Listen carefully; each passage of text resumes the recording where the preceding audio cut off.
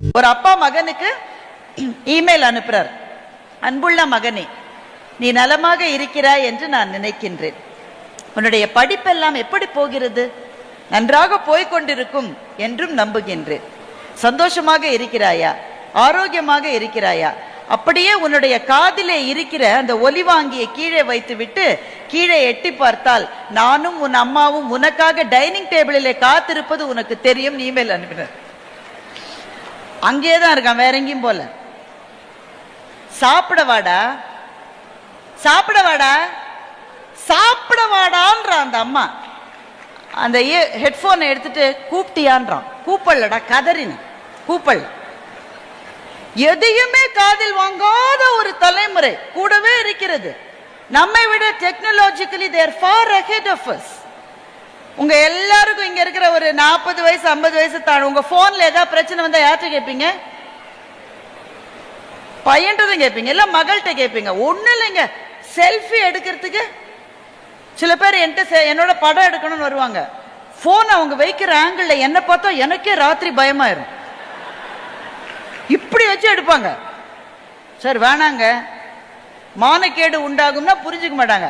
அவன் பையன் ஒருத்த பக்கத்துல 17 வயசு பையன் சுவிங்கத்தை மென்னுக்கிட்ட அப்படியே வருவான்.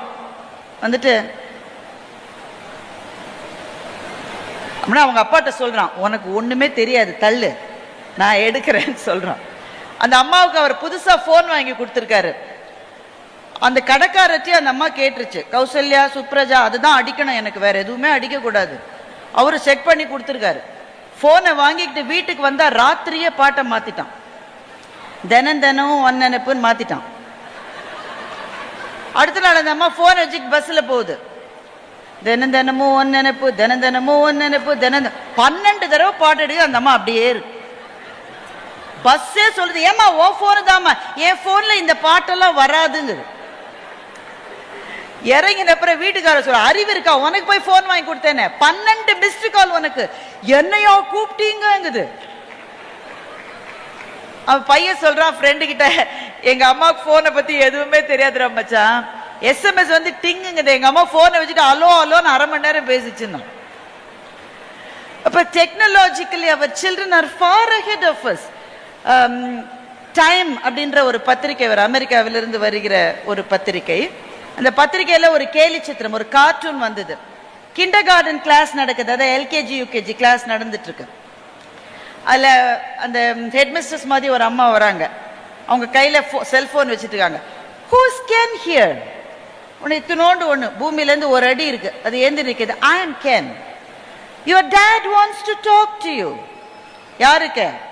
கென்னோட பேசுறதுக்கு அவங்க அப்பா பிரின்சிபலோட போனுக்கு போன் பண்ணிருக்காரு. இது போனை வாங்கி, hi dad, did you change my பாஸ்வேர்டுன்னு அப்பா கேட்கிறாரு. அவர் ஆபீஸ் போய் லேப்டாப்பை திறந்த பிறகுதான் தெரியுது பையன் பாஸ்வேர்டை மாத்திருக்கான்றது. சோ அவர் சில்ட்ரன் ஆர் ஃபார் அஹெட். அப்ப அது நமக்கு மகிழ்ச்சியா என்றால் மகிழ்ச்சி. தம்மின் தம் மக்கள் அறிவுடைமை மாநிலத்து மண்ணுயிர்க்கெல்லாம் இனிது என்று திருவள்ளுவர் சொன்னார். நம்மை விட நம்முடைய குழந்தைகள் புத்திசாலிகளாக இருப்பதை பார்க்க நமக்கு மகிழ்ச்சி. ஆனால் நம் முன்னே இருக்கிற ஒரே ஒரு கேள்வி, புத்திசாலித்தனம் மாத்திரமே போதுமா என்பதுதான் கேள்வி. இந்த சுற்றி இருக்கிற சமூகத்தை பற்றிய ஏதாவது ஒரு பார்வை அவர்களிடம் இருக்கிறதா? சார் ஒண்ணு இல்ல, நம்ம பேசிடலாம் ஓபன், அது ரோட்டரி ஓபனிங் செஷன், 10 ஜோக் அடிச்சுட்டு போகிறதுக்கு எனக்கும் தெரியும். ஆனா முடியல. நேற்றைக்கு முந்தா நாள் வந்த செய்தி தமிழ்நாட்டில் இருந்து அப்படிப்பட்ட செய்தி. நான் அண்ணா யூனிவர்சிட்டி ஸ்டூடெண்ட் தான்.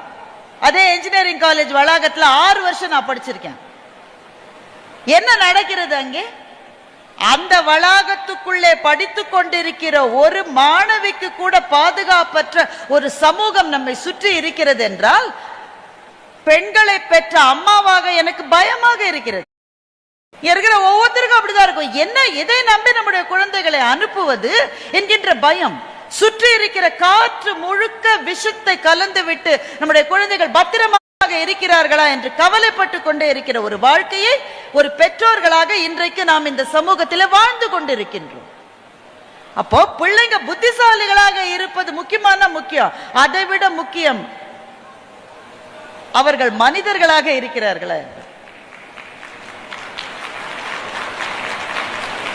அப்படி மனிதர்களாக இருக்கிற முயற்சியில் இப்ப நீங்க இவ்வளவு பேர் வந்திருக்கீங்க, உங்களெல்லாம் பார்க்க எனக்கு மகிழ்ச்சியா இருக்குன்னா எல்லாரும் அவங்கவுங்க வேலையை விட்டு தானே வந்திருக்கீங்க.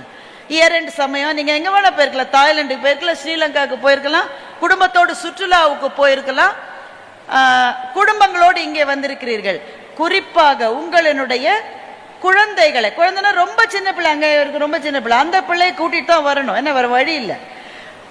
டீனேஜ்ல இருக்கிற பிள்ளைகளை கூப்பிட்டு கொண்டு வந்திருக்கிற பெற்றோர்களுக்கு ஒரு பெரிய கரவொலியோடு கூடிய பாராட்டுதல்களை தெரிவிக்க விரும்புகிறேன். ஏகப்பட்ட பொய் சொல்லி கூப்பிட்டு வந்திருப்பீங்க, அது எனக்கு தெரியும். அங்க எல்லாரும் பேசினா 10 நிமிஷத்துலயே முடிச்சிருவாங்களான்னு சொல்லி கூட்டிட்டு வந்திருப்பீங்க.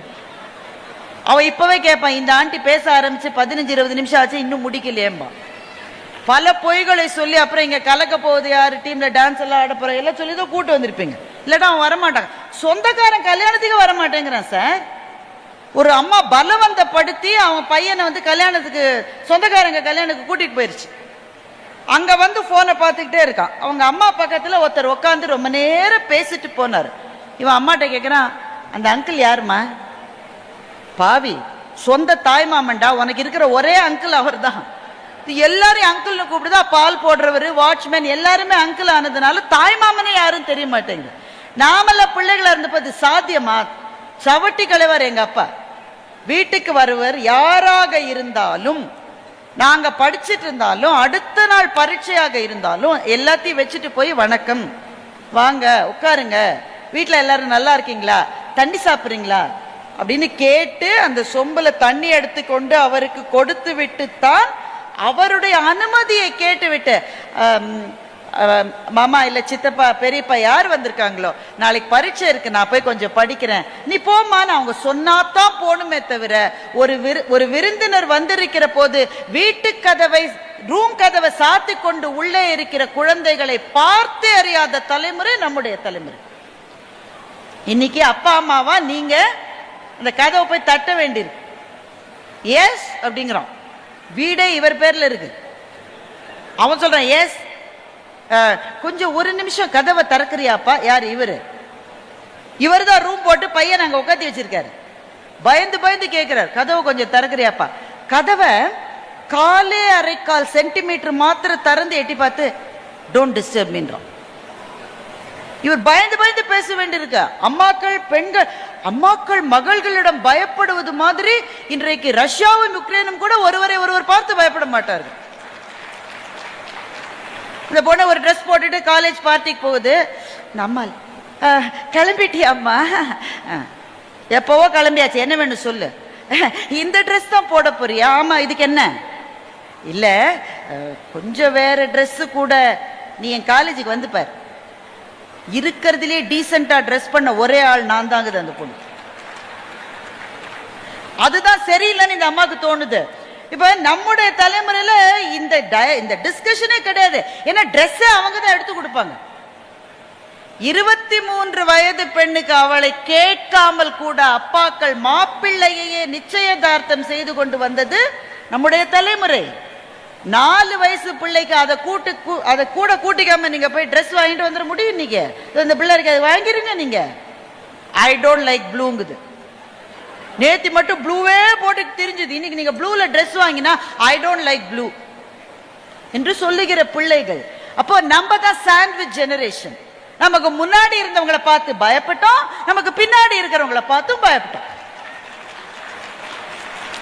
பெண்கள் இருக்கீங்களே, எனக்கு அதான் ரொம்ப ஆடியன்ஸ் சரியா பார்க்க முடியல. இருக்கிற பெண்கள் எல்லாம் ரொம்ப இளமையாக ரொம்ப அழகாக என் கண்ணுக்கு தெரிகிறீர்கள். அப்படிதான் இருக்கீங்க நீங்க.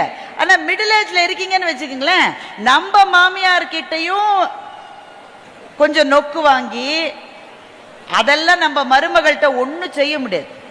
இந்த அம்மாக்கு காலையில 5 மணிக்கு எழுந்து பழக்கங்க. அது நீங்க பெங்களூர்ல இருங்களா 5 மணிக்கு எழுந்திரும். இந்த ஊரே 9 மணிக்கு தான் விழிக்கும். ஆனா இந்த அம்மா 5 மணிக்கு எழுந்து கொட்டு உட்காந்துருக்கும். தூக்கம் வராது. அப்புறம் 5 மணிக்கு எந்திரிச்சு உட்காந்து போனுக்கு என்ன பார்க்கலாம்ல, முடியாது. உடனே சமையல் ரூமுக்கு போய் உடனே பாலை காய்ச்சி உடனே சோத்தை வச்சு உடனே இட்லிக்கு மாவு அரைச்சு எல்லாம் செஞ்சு 8-8:30 முடிச்சிடும்.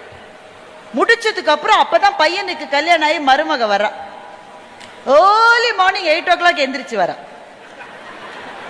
8 ஏர்லி மார்னிங் இல்லையா உங்களுக்கு? பெங்களூர்காரங்களை கேட்டு பாருங்க, சொல்லுவாங்க.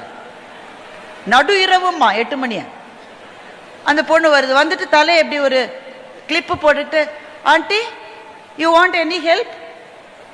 இப்போ நீ ஒண்ணு செய்ய வேணாமா, நீ எதுவுமே அப்படி சொல்ல முடியாது, சொல்லக்கூடாது. ஒரு வேலையும் கொடுக்கலன்னா கோச்சுக்க போறாளின்னு ஒரே ஒரு வெங்காயத்தை கொடுத்து, நீ வேணாக்கா ஆனியன் ரைத்தா பண்றியான்னு இந்த அம்மா கேக்குது. ஏன் கேக்குதுன்னா, ஆனியன் ரைத்தாவை தான் கெடுக்கவே முடியாது, நீங்க எப்படி செஞ்சாலும் சாப்பிட்டுருவாங்க. அதுக்கு அதை தப்பா செய்ய முடியாது. அதனால அந்த அம்மா சேஃபா சொல்லுது, நீ வேணா ஆனியன் ரைத்தா செய்யறியாம்மா? அந்த ஒரே ஒரு வெங்காயத்தை எடுத்து கத்தியால ஒரு வெட்டு தான் போட்டிருக்குது. உடனே பையன், யாரு இந்த மக்களை பெற்ற மகராசி பெற்ற மகன் இருக்கான்ல, அவன் வந்து மனைவிட்ட கேட்கிறான், darling you need any help? இந்த அம்மாவுக்கு வயிறு கபு கபுன்னு எப்படி எரியும்னு யோசிப்பாரு. ஏன்னா 30 வருஷமா இதுதான் சமைச்சு சமைச்சு போட்டிருக்கு. ஒரு நாள் அப்பாவும் கேட்டதில்ல, மகனும் கேட்டதில்ல. மகனை உட்காத்தி வச்சு தோசைய சுட்டு சுட்டு இதுவே போய் போய் போட்டுது. அவன் வந்து கூட அவர் வாங்க மாட்டார், அவர் உட்காந்துக்கிட்டு தோனியே பார்த்துட்டு இருப்பார். இந்த அம்மா தோசை எடுத்துக்கிட்டு கிச்சனுக்கும் டைனிங் ரூமுக்கும் ஓடி, அந்த ஓட்டத்தை தோனி ஓடி இருந்தா அவர் மேல ரன் எடுத்திருப்பார் அன்னைக்கு. அவ்வளவு சமைச்சு போட்டது. அப்பா அவர் கணவர் தட்டோட நிக்கிறாரு, ஏமா எனக்கு ஒரு வெயிட் பண்ணுங்க வெயிட் பண்ணுங்க, வளர்ற பையனுக்கு கொடுத்துட்டு அப்புறம் உங்களுக்கு கொடுக்குறேன்றது. இன்னைக்கு பையன் வந்து மனைவிட்ட கேட்கிறார், darling you need any help? இந்த அம்மா கப கபன்னு ஏறிது. ஆனா ஒரே ஒரு ஆள் சந்தோஷமா இருக்கு, தட்டோட தோசைக்கு நின்னார் இல்ல.